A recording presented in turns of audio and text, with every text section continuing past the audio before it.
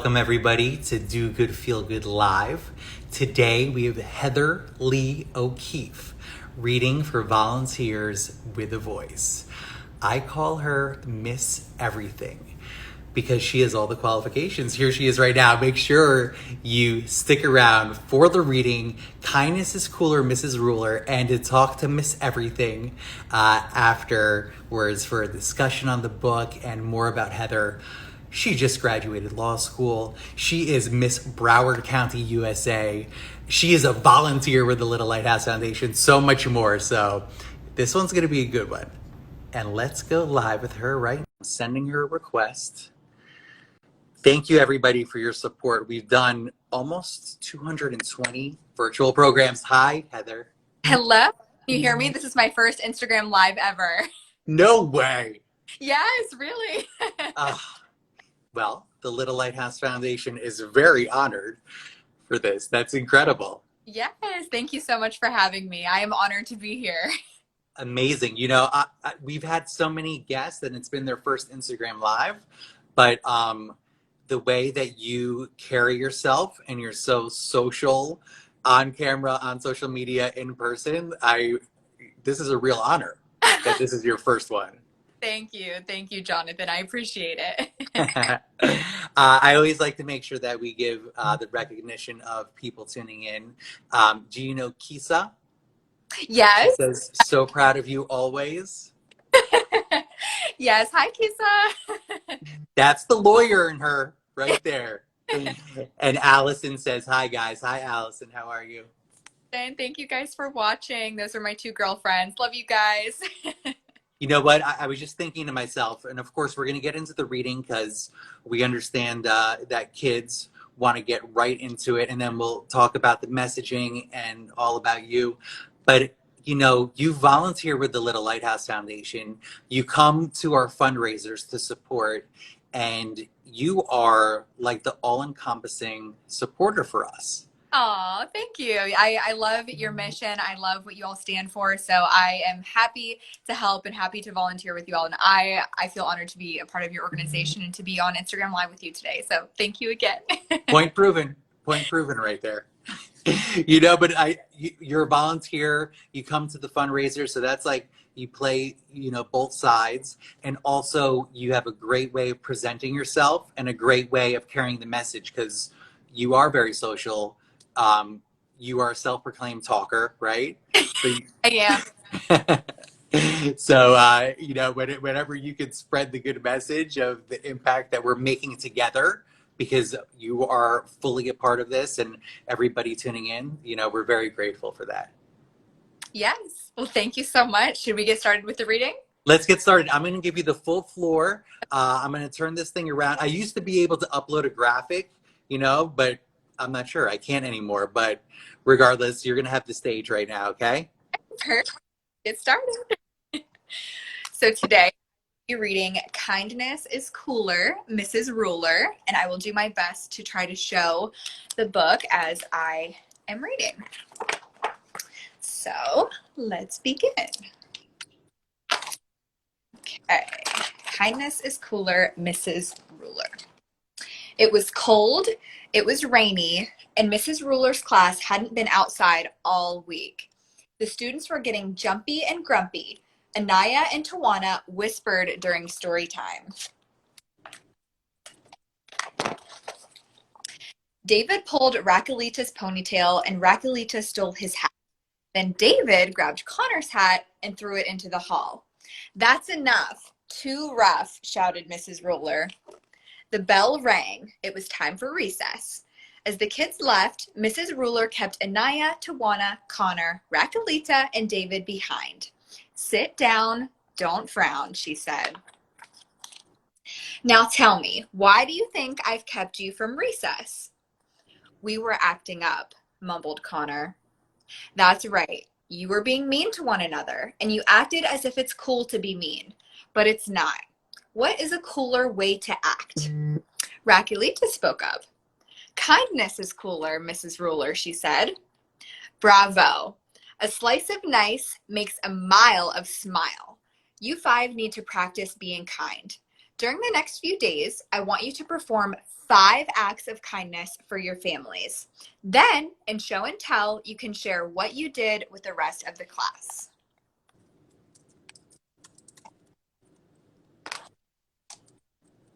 David scowled. What if I don't feel like being kind? He asked. Mrs. Ruler smiled.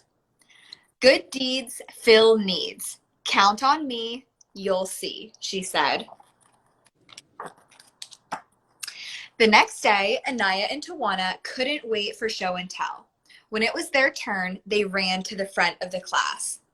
We did 10 acts of kindness last night, said Tawana. Before dinner, I made special placements.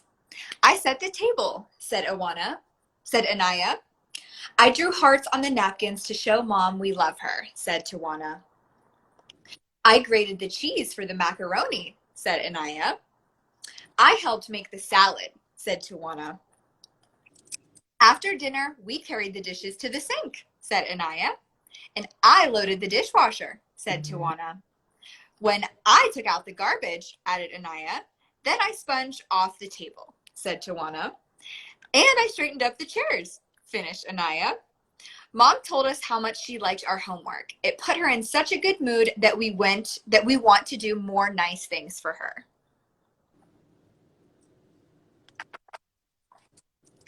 Bravo, said Mrs. Ruler. 10 acts will lead to more. Give me the chalk and I'll keep score. Then she wrote the twins' deeds on the blackboard. When she was finished, she looked at David. What about you? She asked. Did you practice too? No, said David. I just couldn't get into it. Oh my, please try. Kindness is cooler, said Mrs. Ruler. After school, Raquelita invited Connor over for a play date. She had a new dog and a big family, so there were lots of ways Raquelita and Connor could practice being kind. In show and tell the next day, they shared kindness with the class. We took Puddles for a walk, said Raquelita, and we threw him a ball. I filled his water dish, said Connor, and I gave him some puppy chow, said Raquelita. Puppy chow? Wow, said Mrs. Ruler. Then we built a block tower with my little brother, said Raquelita, and gave Abuelo and Abuelita their canes before they took a walk. We also helped Raquelita's dad carry in groceries from the car, said Connor. And I gave my baby sister her bottle, said Raquelita. I count 8, and 8 is great, said Mrs. Ruler. That's not all, said Connor. When I got home, I took in the mail. I also carried the clean laundry upstairs. Bravo, said Mrs. Ruler. Altogether, you did 10.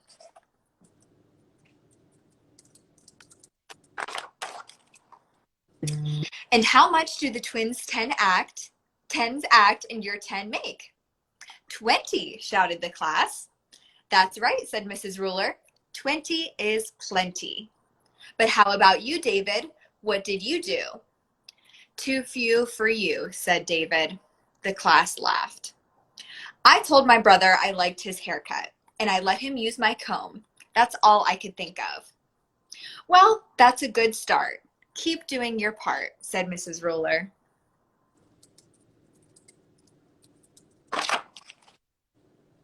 Lauren raised her hand.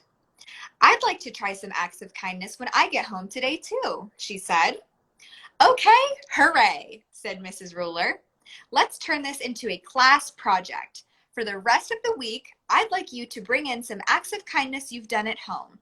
I'll write your acts on paper hearts and put them on the bulletin board, and I'll also add the ones from the blackboard.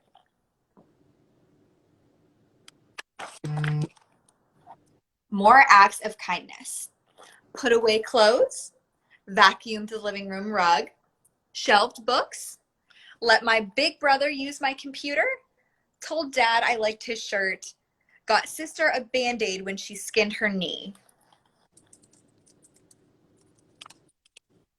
Cleaned my room, fed goldfish, emptied the waste baskets, watered the houseplants, put groceries away, drew pictures with my little sister, told my sister that she has nice teeth. The class really came through.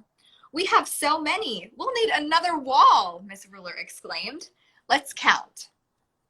1, 2, 3. The kids counted until they reached 35. Bravo, said their teacher. Now try skip counting by fives. 5, 10, 15, 20, 25, 30, 35, shouted the class. That's right. You're bright, said Mrs. Ruler. We should keep going with this project. Now let's try some acts of kindness at school. I'll add those to the wall too. Don't forget, a slice of nice makes a mile of smile. As Mrs. Ruler kept cutting out more hearts, Connor and Pablo tried some school kindness too. They invited David to sit with them at lunch. But when they finished their sandwiches, David took one of Connor's cookies. Hey, quit it, said Connor. He grabbed his lunch bag and threw it over his head. Stop, cried Pablo. Don't you remember what Mrs. Ruler said? Good deeds fill needs. David, don't grab. And Connor, you still have 4 cookies. Why don't you share them with David and me? Oops, said Connor. You're right. For a moment, I forgot about being kind. And Connor gave some cookies to his friends. I agree. Here are 3. Yum, said David. I'm going to ask my babysitter to help me make cookies when I get home.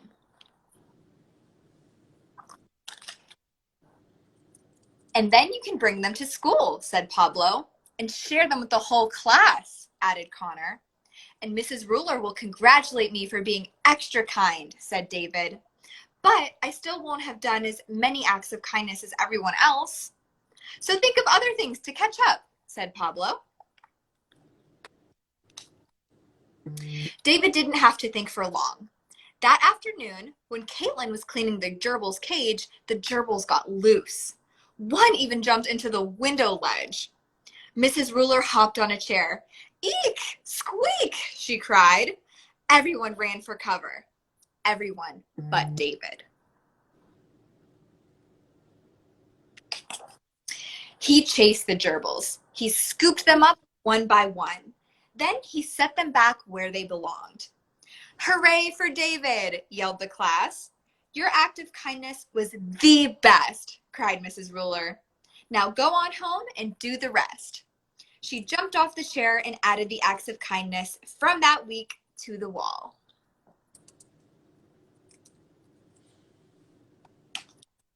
Mrs. Ruler and the class counted up all the hearts. By now, the class had done 70 acts of kindness. That's great, but wait, said Mrs. Ruler. There's more in store. Let's keep going and spread some kindness beyond school. There are lots of acts you can do in the community. But we're just little kids, said David. How can we do stuff outside of our house and school?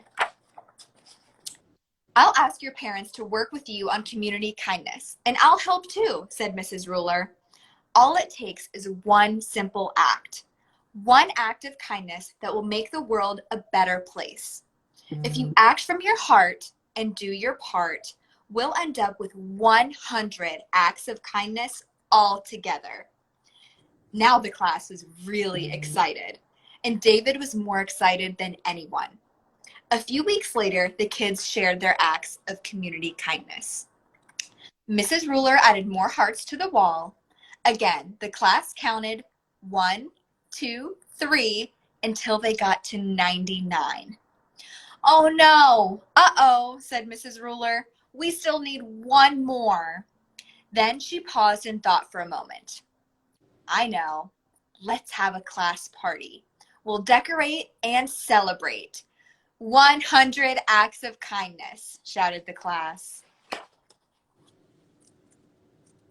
And that's it.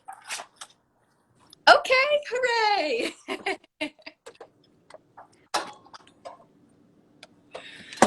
Wow, I was wonderful. Yeah. I'm so happy that you were the one to read that book because it was like full of substance and it was a good like a good amount of time, you know? Yes, yes, a great substance in this book, and I think it really took the message to the kids that they can do acts of kindness in their community, at home, at school, wherever. It just doesn't just have to be in one place. You have skills. I'm impressed right now. And well, you know, just for everybody tuning in, well, David says he loves this book. Kisa says love that. So positive responses and great people tuning in. You know, I love this because as you're talking, you are doing an act of kindness by reading this book.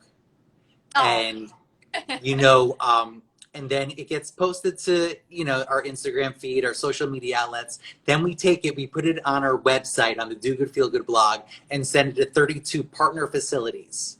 And each one of these facilities has kids and their families that are watching the program. So these are just like exponentially increased, just as the message of the book is. Yeah. I feel like we are Mrs. Ruler's class in a sense. I'll be Mrs. Ruler. You can be David. Now about that, David wasn't coming in strong in the beginning, but But it's out strong. he pulled through. I mean, when he grabbed the gerbils, my daughter and my son now have two bunnies, which I'm cleaning the cage. That's my act of kindness after this live. Oh, And I have to chase them down time to time too.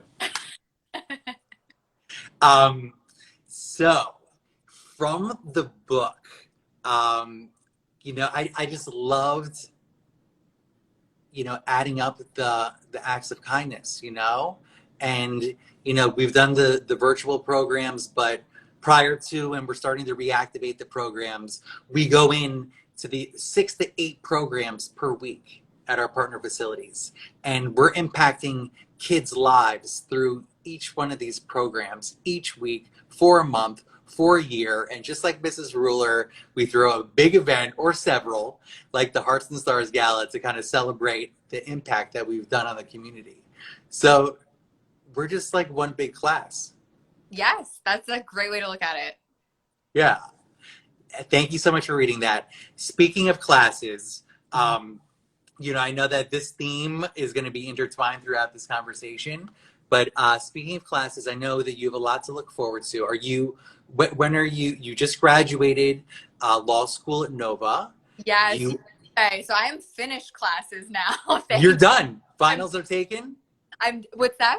Finals have been taken. Everything's done? Finals are done. The only thing left is I have one more exam, which is the bar exam, the biggest exam I'll take in my life. I have 2 months to prepare for it, but I've got this. I'm hitting the ground running, starting studying, and we'll see. One more exam left in my life.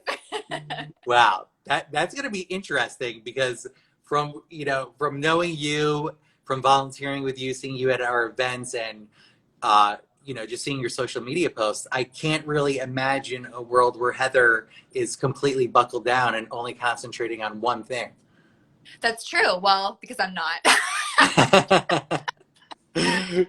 Focus, don't get me wrong, of course, that is my number one focus right now, studying for the bar exam, but I'm also at the same time preparing to compete for Miss Florida USA 2 weeks before the bar exam in July. So I have about 2 months to prepare for both, but I think that they are going to be very complementary in my preparations, and preparing for one is going to help me in preparing for the other. Now, all this incredibly productive, you know, with a wide variety of things that you're doing. You grew up half in West Virginia, half South Florida? Yes, that's correct. And what can you attribute your productiveness and your drive to your childhood?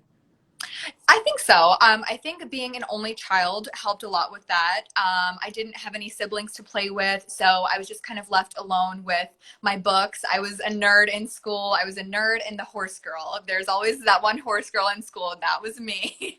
So I loved riding horses, and I loved, reading and learning. I always took education very seriously, because the one thing that my mom taught me is education is one thing that no one can ever take away from you.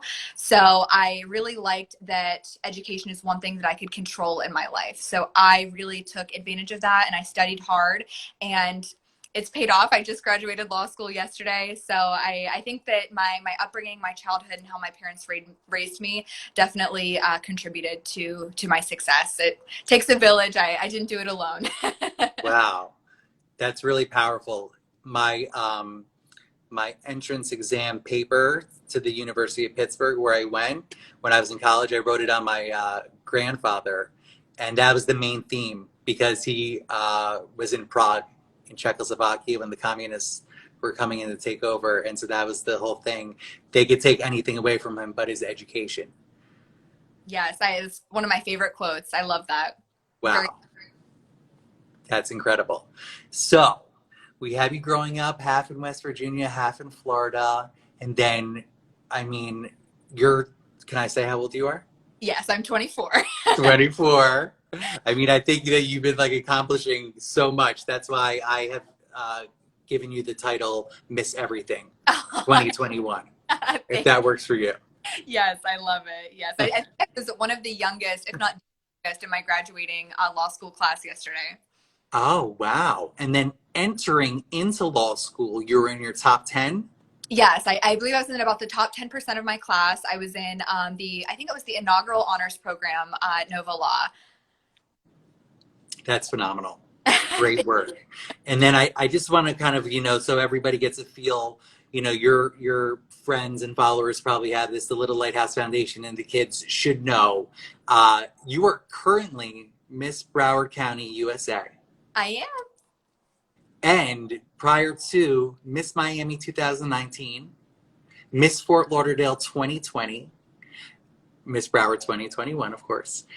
You were the second runner-up for Miss Florida 2020, and we hope and are confident, I am, that you'll be coming home with the Miss Florida 2021. Oh my goodness, I hope so. I have worked so hard for it. This has been a lifelong dream of mine. I will compete for the title in mid-July in Orlando. So stay tuned, follow my page. I'll be posting updates, but I hope to bring the title back to South Florida.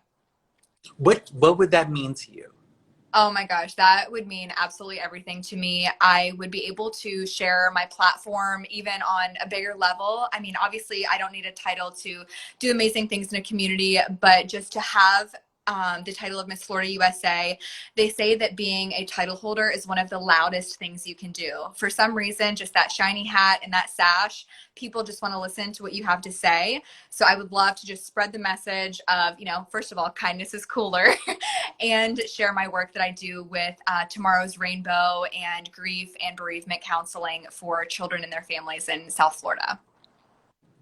I think that's phenomenal. I want to talk a little bit about that, but I know in these competitions, will they take into consideration, you'll be you've graduated from law school. At that point in time, you'll be studying for the bar. But do they take those initiatives into consideration? Yes. So I like to think of it or like to explain it as kind of a job interview because being Miss Florida USA is a job and all of the delegates are applying for that job and interviewing for that job. So many people don't know you have to interview for the job of Miss Florida. That is one of the 3 phases of competition and they all count equally. So 1/3, 1/3, 1/3. So 1/3 is the interview, which you submit a resume just like you would a job interview, including all of your accomplishments, awards, things you have done, things you care about, your community involvement. And then the other 2 phases of competition are the fitness and evening wear competitions. Wow. Now, can they keep you to like the official 1-page resume? Because I'm sure yours and these incredible women and young girls there's so many accomplishments. And are you allowed to kind of like, even when I get an intern resume, sometimes I'm like, oh, that looks really good. Like you can jazz it up a little bit. 1/3 of it is a resume. Can you like put all the bells and whistles on it? No, unfortunately, it's kind of like they give you several questions. So like similar to a resume, but it's a little bit different. And you have a word limit for each answer. So for example, maybe one could be, what would you do with the title of Miss Florida? What have you done with your current title? How are you involved in your community? How are you involved at school? Tell us about your work experience, things like that. And then you only have so many characters to answer each question. Wow. So since there's so many delegates, I think there's probably close to maybe 80 to 100 girls competing. So we don't want to give the judges too hard of a time reading pages and pages of resumes, even though I'm pretty sure most of us could submit at least 5-page resumes. Yeah. But obvious reasons limit the word count on that. Yeah, that would be one too many biographies to read. Yeah, biography. That's a very good way to put it. I want to give a shout out to Honey Shine, who joined. Our partners. They are an incredible organization for girls in the Overtown area. They will have a summer program going on, and they do after school during the school year. And the beautiful thing about you and I connecting like this is that, you know, I know you're up for it, but I have to ask you if you would read a book in person. Yes, of course. I would love that. Yeah. So Honey Shine is actually the sister organization of Overtown Youth Center, both of which are partners. And we just want to carry this as we're reactivating our programs in person. So we will sign you up for that. Please do. Yes, I would love that. You know, I'm my community. I'm a yes woman. I say yes to everything. Yeah. All's community. Yes. I mean, I may, yes. When you said you're a yes woman, I was like, okay, I will be very selective, but I know I can count on her. I don't want to overdo it. Yes, I love it. Yeah, but something like reading to the kids in person is phenomenal. So thank you for that. Now, we talked a little bit about your youth and how you were you referred, was that the title when you were a little horse girl? Unofficially, I would probably say unofficially. Okay. Yeah. For my class every day, I came in with mud on my boots, and then I went straight to the barn after school every day. The school stable instead of my house. Amazing. See, we are live, and this is my son. Oh, I tricked you, Daddy. Hello. He's got his popsicle. Now, young man, will you listen to your daddy? I'm doing this Instagram live, so I'll see you downstairs, okay? I'm gonna stay here. Okay, but then you have to be quiet. I love you. So, coming full circle with you having this relationship with horses when you were little, I call it a relationship for a reason, because we're going to uncover what it's like to have that relationship with the horse. But so now Tomorrow's Rainbow. Yeah. You're involved every other Saturday. You make your way up there. Tell us a little bit about that organization. Sure. So Tomorrow's Rainbow is what I like to call my passion project. It is a nonprofit organization located in Coconut Creek, Florida. So just about 30 minutes north of me here in Fort Lauderdale.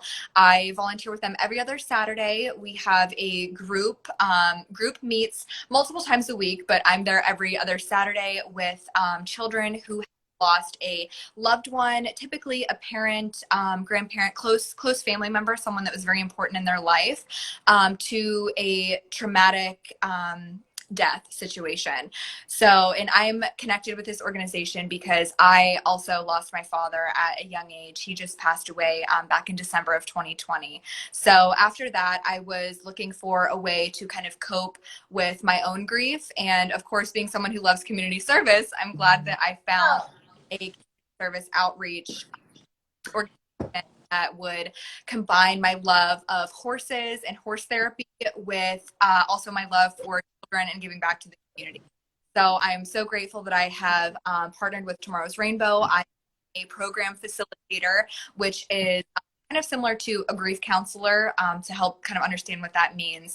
So every other Saturday we meet with the group. We do art therapy. We do group discussion to, do group therapy to discuss our feelings, our emotions, and know that we're not alone in this grief journey.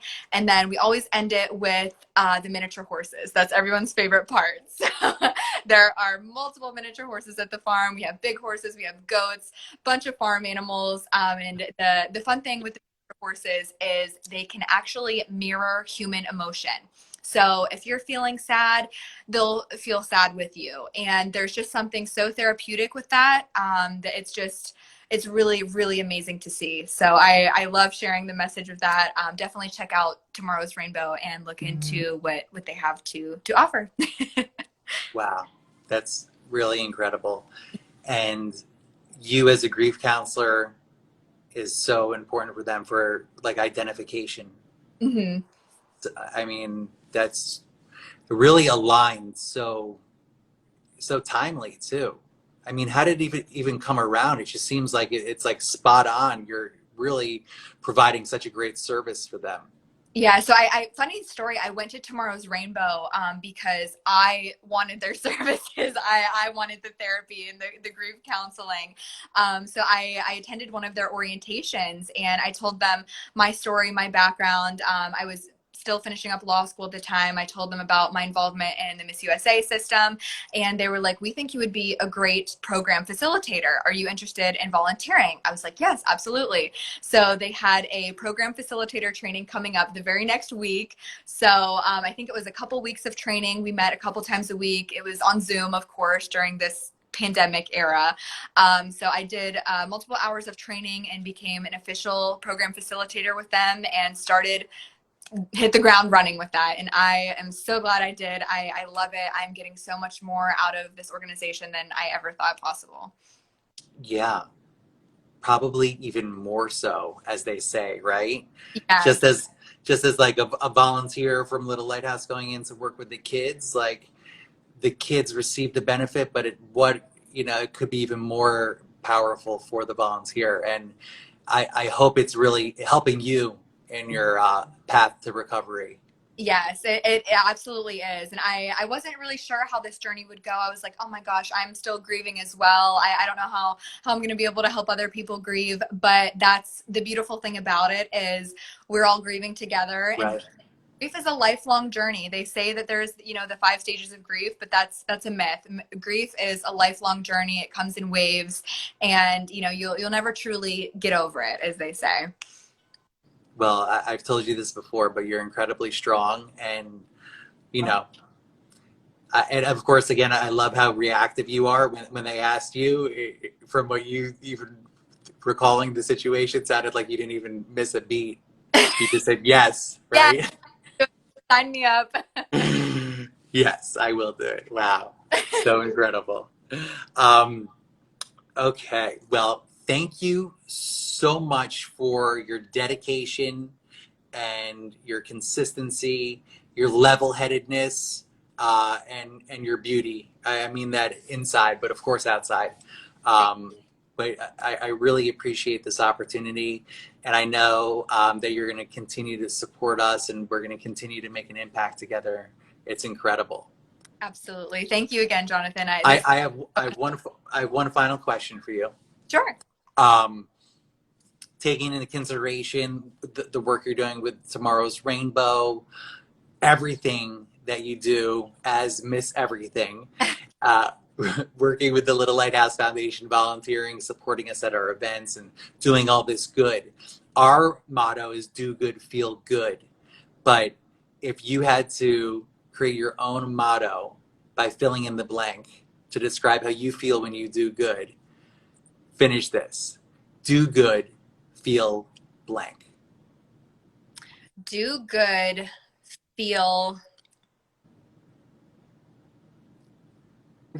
do good, feel good is really great, but I'm trying not to copy that one. Do good, feel love. Because when you do good, I just feel, this overwhelming sense of just love and good. And it feels so good to give back to your community, and it just warms my heart. So love is the word that comes to my mind. I love it. And if I were a judge, you would be winning. I'll have them reach out to you in July.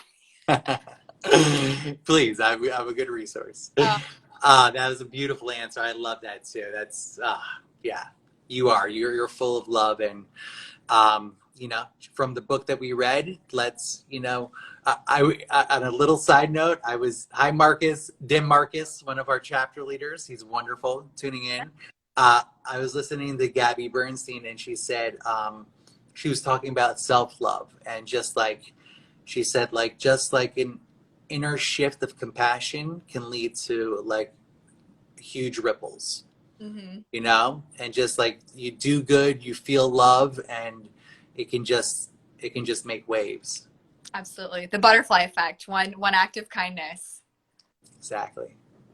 Amazing. Thank you so much. Thank I will be reaching out soon because we got a lot of work to do, but I understand your busy schedule. Good luck on studying for the bar Thank and you. everything. Miss Thank- Florida 2021, everything you got going on. Thank you so much. We'll be in touch, Jonathan. Thank you. Bye. Bye-bye.